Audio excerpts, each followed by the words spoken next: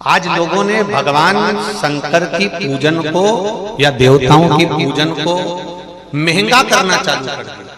पर मेरे देवाधिदेव की पूजन में कुछ महंगा नहीं है, उसको तो एक लोटा जल सारी समस्या का हल है। उसके पास में ये जरूरी नहीं कि तुम बासमती चावल चढ़ाओ या बहुत सारा भगवान को बहुत मेवा दीजिए या भगवान को बहुत सारा धन दीजिए। भगवान कभी नहीं कहता कि मुझे बासमती चावल चढ़ाना। जब शंकर जी थे उस समय पर बासमती चावल था।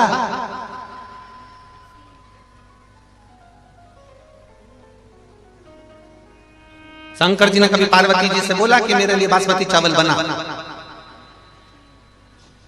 मैं बासमती खाऊंगा? नहीं, ये भ्रम है। हमको लोग भटका देते हैं थोड़ा सा धन और वैभव के चक्कर में। ये सोचते हैं कि बासमती चावल अगर भगवान को चढ़ाएंगे तो हमको भी खाने को मिलेगा। ये इसमें श्रेष्ठता नहीं है। अक्षत होता है, चावल चावल होता है। उस चावल का नाम कुछ नहीं है, उस चावल का नाम केवल अक्षत है। और वो अक्षत मेरे देवाधिदेव महादेव।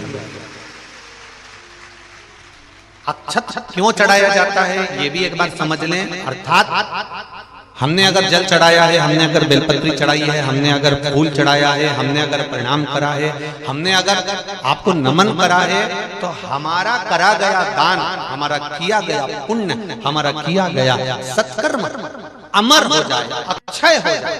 वो कभी क्षय नहीं, इसलिए उसका नाम अक्षय।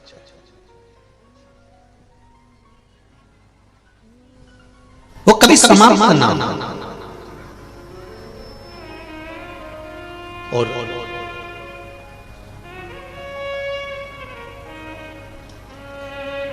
पूरी दुनिया में दान करके देखिए, सारे व्रत कर देखिए, सारे उपवास कर देखिए। चतुर्थी का व्रत कर लो, तीज का व्रत कर लो, पंचमी का कर लो, छठ का कर लो, तुम्हारी मर्जी पड़े जो व्रत करो। तुम्हारा मन पड़े उतना दान करो, तुम्हारा मन पड़े उतना देव, तुम्हारा मन पड़े उतना दे दीजिए, मना नहीं है।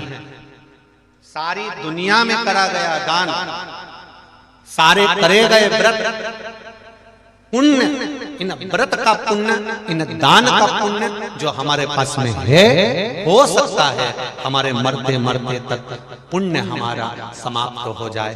हमने किसी को गलत दृष्टि से देख लिया, पाप हो गया। हमने गलत बोल दिया, पाप हो गया। हमने गलत सुन लिया, पाप हो गया।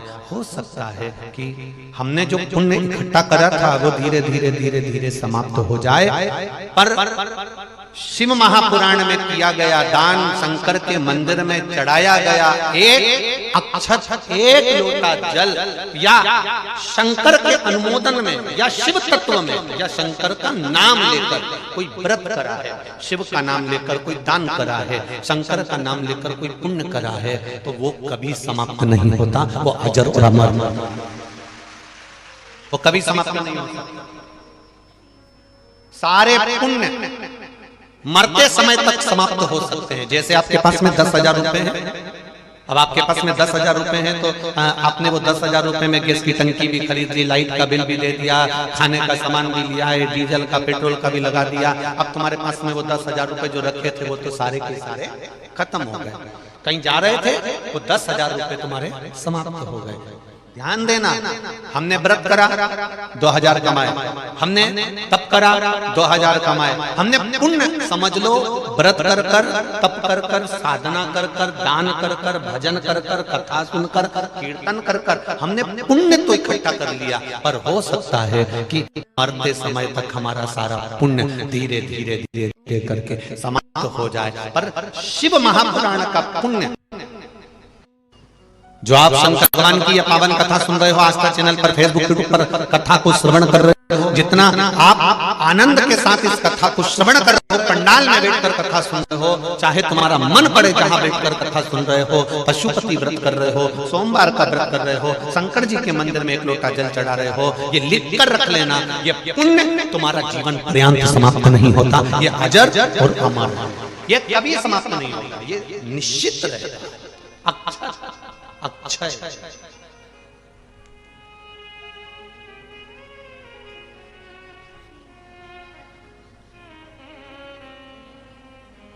वो कभी समाप्त होने वाला नहीं है। कितना सुंदर शिव महापुराण में लिखा हुआ है कि श्री शिवाय नमस्तुभ्यम, इस मंत्र का जाप करने वाले व्यक्ति का केवल मुख का दर्शन कर लेते हैं तो हमारे जिंदगी के करे हुए सारे पाप नष्ट हो जाते हैं, केवल मुख का दर्शन।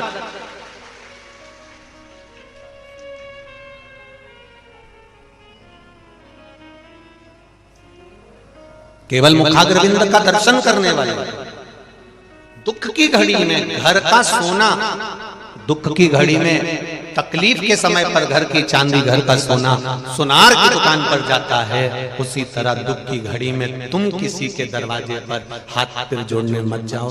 दुख की घड़ी आए तो जैसे घर का सोना सुनार के पास जाता है, ऐसे दुख की घड़ी में तुम मेरे महादेव के पास जाओ और उससे दिल से कहो, वो दिल से सुने,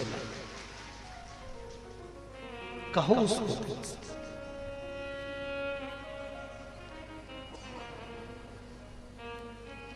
शंभु शरणे पड़ी मांगो घड़ी रे घड़ी, दुख काटो दया करी ने दर्शन आको, दया करी ने दर्शन। घर का सोना दुख के समय पर सुनार के आ जाता है, जब दुख की घड़ी आए कहीं जाओ मत जाओ, पर मेरे महादेव के पास 2 क्षण, 1 पल, 1 घड़ी जाओ।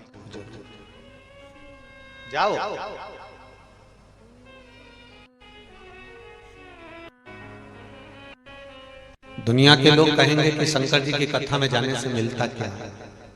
कुछ मिले चाहे ना मिले, पर इस दिल को सुकून बहुत मिलता है। कुछ मिले ना मिले, सुकून मिलता है।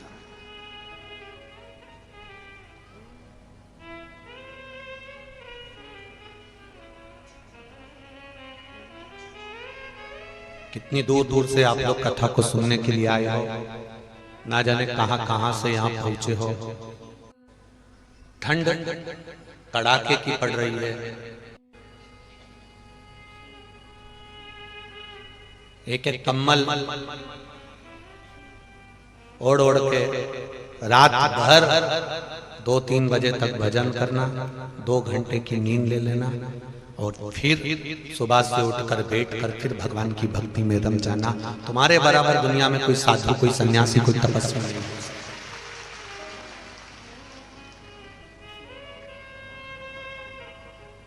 कोई साधु नहीं है तुम्हारे बराबर, कोई संत नहीं है तुम्हारे बराबर। एक पत्र आया है, थोड़ा सा समिति वालों को जरूर बुरा लगेगा, लग जाए। जहां की कथा हम जहीं छोड़कर जाते हैं, इसलिए बोलने में पीछे हटते नहीं है। वैसे ईश्वर वाला महाराज बेकार है और बेकार से। आप जितना विश्वास कर भगवान शंकर को जल चढ़ाओगे, जितना विश्वास कर आप भगवान शंकर की शरणागति ग्रहण करोगे, जितना विश्वास कर आप शंकर भगवान को रिझाओगे, उतना देव महादेव चढ़ाना भी कितना है? 1 चावल का दाना, 1 बेलपत्र। और बेलपत्र नहीं भी है तो शिवजी पे चढ़ी हुई बेलपत्र धोकर वापिस भगवान शंकर को चढ़ा देने पर भी मेरा शिव स्वीकार कर लेता है। उसके मन में ये भाव नहीं होता कि तुम कहां से दे रहे हो, किसका दे रहे हो। वो तो ये मानता है कि तेरा स्पर्श मात्र, कि तेरा केवल स्पर्श।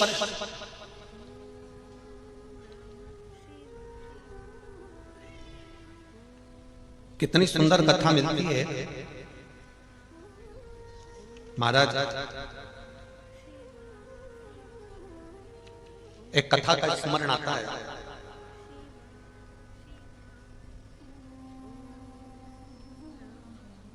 एक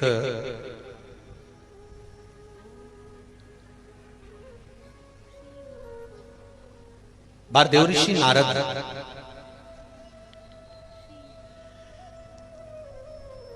भगवान ब्रह्मदेव के पास जाते हैं और ब्रह्मा जी से जाकर एक निवेदन करते हैं कि मैं दिन भर श्रीमन नारायण करता हूँ, कोई राम राम करता है, कोई कृष्ण कृष्ण करता है, कोई दत्त दत्त करता है, कोई जगदम्बे अम्बे अम्बे करता है, कोई बमलेश्वरी कहता है, कोई राम कहता है, कोई कृष्ण कहता है, कोई शिव कहता है।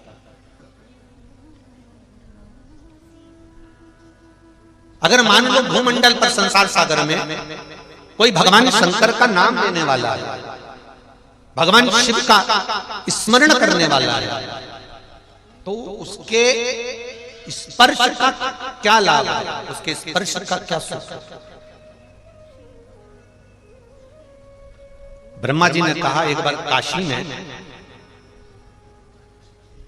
चंद्रवंश के अंतर्गत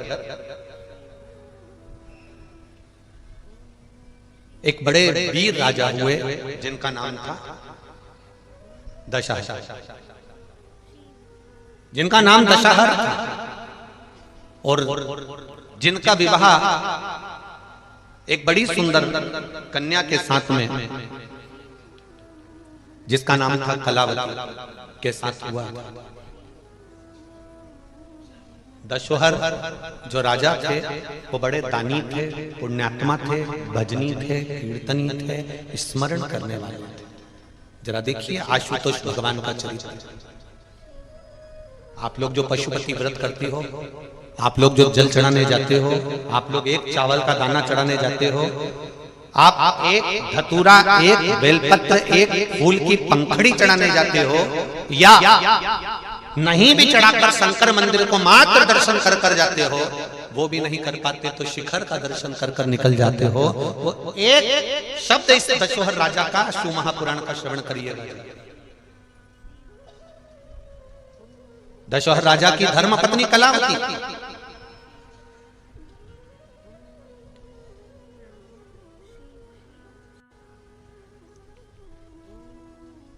जो राजघराने में रहती है, राजपाट में रहती है, पर अपनी भक्ति को कभी नहीं छोड़ती। उसका नियम, ब्रह्मा जी कहते हैं एक नियम बड़ा प्रबल है, एक लोटा जल लेकर भगवान शंकर के मंदिर में जाती है, मंदिर को पहले पूरा साफ करती है, साफ करने के बाद एक लोटा जल देवादिदेव महादेव को समर्पित करती है। फिर उसका एक नियम रहा है कि वो जल चढ़ाने के बाद में जो जलाधारी है, ये आज तो लेटर में भी शंकर जी हैं तो आपको समझा दें। देखो ये यहाँ जल चढ़ाया, जितने लोग टीवी पर देख रहे हैं वो भी देखिए, यहाँ जल चढ़ाया। जल चढ़ाने के बाद दशहर राजा की जो धर्म पत्नी है कलावती, वो इस जगह पर जहाँ जलाधारी है, आप भी देख लीजिएगा, जहाँ जलाधारी है उस जगह पर वो अपना हस्त कमल रख देती है। जो जलाधारी होती है इस जगह पर, इस स्थान पर, और जितने लोग टीवी पर देख रहे हैं इस स्थान पर वो अपने हस्त कमल को कलावती। जरा बहुत ध्यान से कथा सुनना, कोकड़ी वालों को यह कथा मिली है आशुतोष शिव महापुराण की कथा। केवल आशुतोष भगवान का नाम ही केवल एक ऐसा नाम है कि जो नारी, जो कन्या, जो पुरुष, जो लड़का, जो बच्चा अगर इस आशुतोष भगवान का केवल नाम का स्मरण कर लेता है तो उसके वैवाहिक जीवन में कभी तलाक नहीं होता, कभी विवाद नहीं होता, कभी क्लेश नहीं होता। ये वो आशुतोष भगवान। और अपने को मौका मिला इसको समझने के लिए।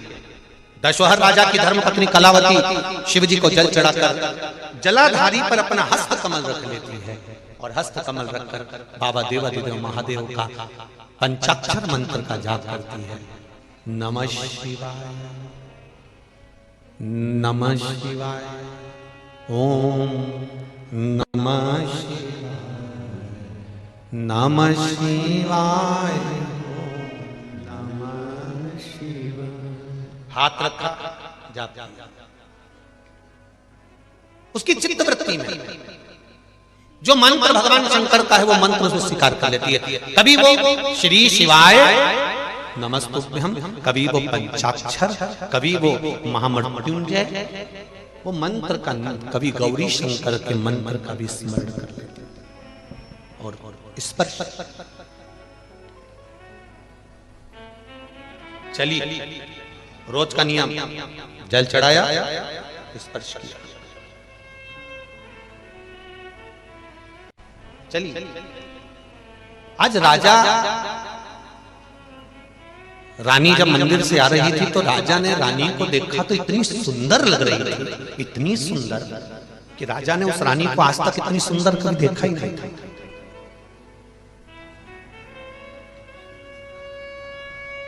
राजा ने कभी रानी को इतना सुंदर देखा ही नहीं था। ब्रह्मा जी स्वयं देवर्षि नारद से कह रहे हैं कि सुनो नारद, जब वो जिस समय पर वो नारी कलावती कुंवारी थी तब भी राजा को इतनी सुंदर नहीं लगी, जब विवाह हुआ तब भी इतनी सुंदर नहीं लगी। दशोहर राजा को उस दिन वो इतनी सुंदर लगी जिस दिन वो देवादिदेव महादेव के मंदिर से आ रही थी। हमने पहली कथा में कहा क्रीम की चमक 3 महीना 2 महीना 4 महीना रहेगी, क्रीम की चमक 2 4 8 दिन रहेगी, पर तुम्हारे अच्छे कर्म की चमक जिंदगी भर रहेगी। थोड़ा क्रीम लगा लोगे तो चमक जाओगे, माना चमक जाओगे, पर चमकने के साथ में जो कर्म की चमक होती है वो श्रेष्ठ होती है।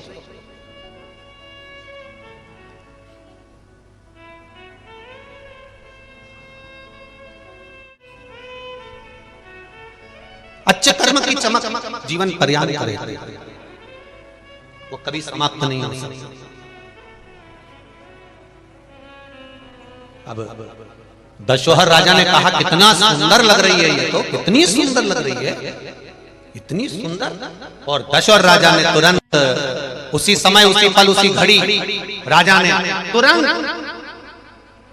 रानी को देखा, रोका उसको, सुनो सुनो। रानी शिव भक्ति में लगी थी, शंकर के भजन में लगी थी। श्री शिवाय नमस्तुभ्यं, श्री शिवाय नमस्तुभ्यं। उसे कोई मतलब नहीं था रानी को, बस वो बाजा। कलावती भगवान के भजन में इतनी रम गई, राजा ने उसको आवाज लगाई, उसने सुना नहीं। हाथ में जल का पात्र था, पूजा की थाली थी, कर चली जा रही है। राजा उसके पीछे पीछे चला, कक्ष में पहुंच गया। रानी ने थाली रखी, लोटा रखा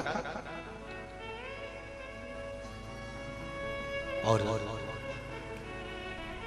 राजा ने रानी का स्पर्श करा। जब वो सुंदर लग रही थी तब राजा ने रानी का हाथ पकड़ा।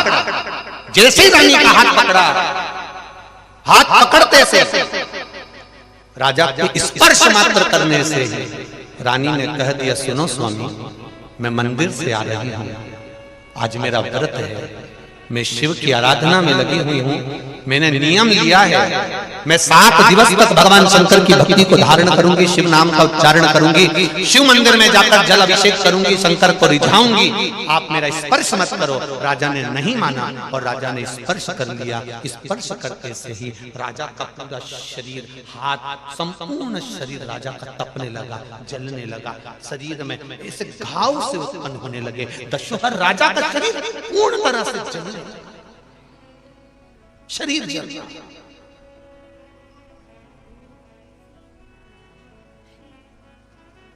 कलावती कह रही, आप मुझसे दूर हो जाओ, आप मुझसे दूर हो जाओ। राजा ने फिर भी नहीं माना। हाथ जल रहा है, शरीर तप रहा है रानी का, और तपते हुए शरीर को भी राजा दशोहर ने पकड़ना चाहा। रानी ने फिर कहा, आप मेरे शरीर का स्पर्श ना करो, क्योंकि मैं देवालय से आ रही हूँ, मैं शिवालय से आ रही हूँ, शंकर के मंदिर से आ रही हूँ, शिव के द्वार से आ रही हूँ, शंकर के शिवालय से आ रही हूँ। किसी मंदिर से अगर मैं आती तो चल जाता, पर मैं आ रही हूँ शिवालय से। मंदिर में और शिवालय में अंतर होता है। मंदिर में भगवान की मूर्ति की प्राण प्रतिष्ठा रहती है और शिवालय में शंकर का शिवलिंग रहता है। भले वो प्रतिष्ठित हो गया, पर शिव रोज भ्रमण पर जाते हैं, इसलिए वो उनका घर है, वो शंकर का घर है, वो मंदिर नहीं, शिवालय है। शंकर जहां निवास कर रहा है, दुख मिटाने के लिए जहां बैठा है, कष्ट मिटाने के लिए जहां बैठा है, हमारे रोग तकलीफ को मिटाने के लिए जहां बैठा है, वो शिव शिवालय के अंदर बैठा है। तुम मेरा स्पर्श मत करो। नहीं माना राजा। राजा का शरीर तप गया, पूरे शरीर में छाले पड़ गए। 10 राजा के पूरे शरीर में छाले छाले, पूरा शरीर। आखिरी में नहीं रहा, राजा की आंख से आंसू बहने लगे। कलावती से नहीं सहन हुआ। कलावती ने कहा, स्वामी मैंने मना करा था, आप मेरा स्पर्श मत करो, आप मेरा स्पर्श मत करो, मैंने मना करा था।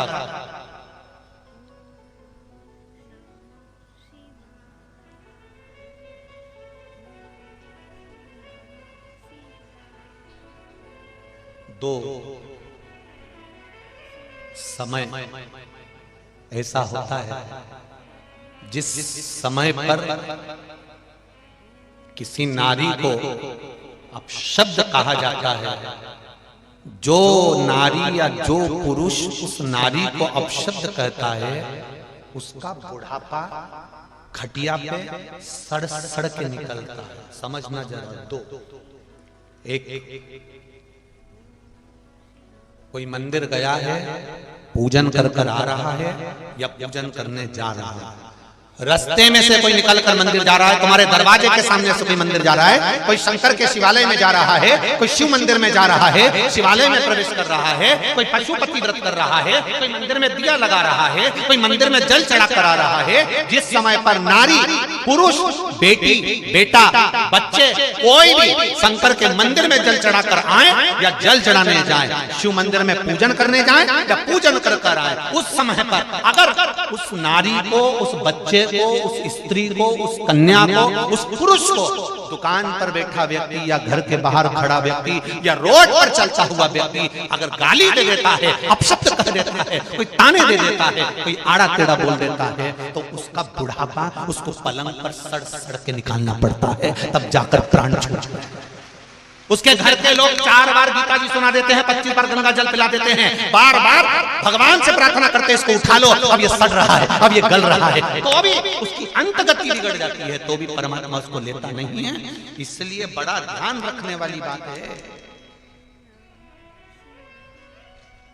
लोग कह देते हैं हंसी हंसी में, कोई महिला, कोई स्त्री, कोई बेटी, कोई माता जल चढ़ाने के लिए गई और इतने में किसी ने ठिठोली कर दिया।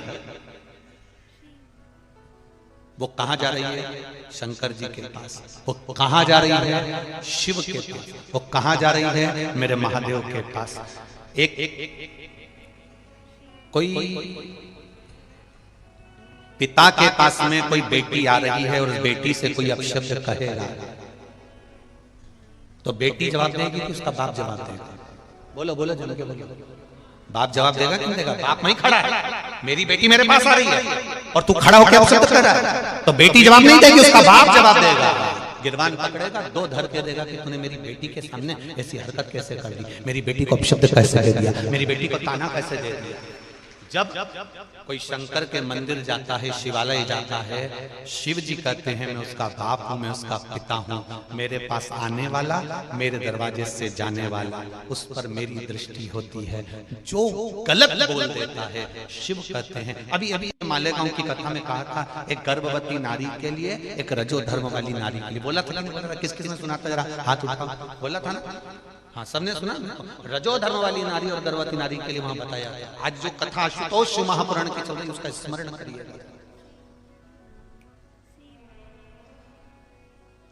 देवालय जाने वाला, शिवालय जाने वाली नारी हो, कन्या हो, पुत्र हो, पुत्री हो, बेटा हो, बेटी हो, पुरुष हो, किसी को अपशब्द करना, भोगना पड़ता है शरीर। क्यों कहें हम बुरा? हम बुरा कैसे कह दें? हम किसी को बुरा करने के लिए हमारा जन्म नहीं हुआ।